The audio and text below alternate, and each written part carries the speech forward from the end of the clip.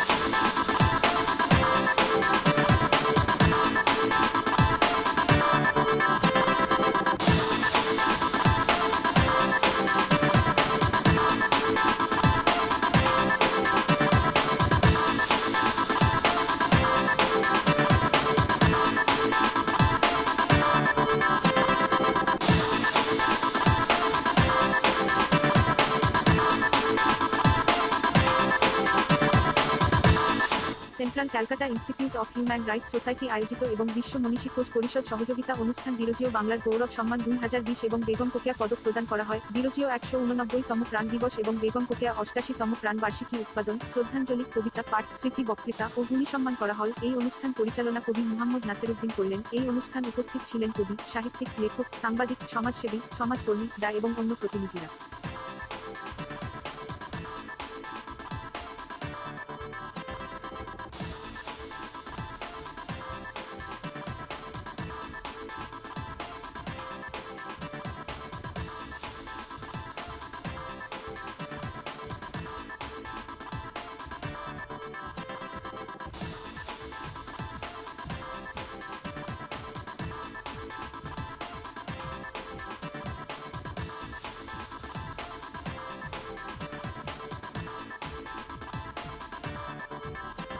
বিরোধীয় বাংলা গৌরব সম্মান 2020 বিশিষ্ট গুণীজন আমরা শ্রদ্ধা জানাবো।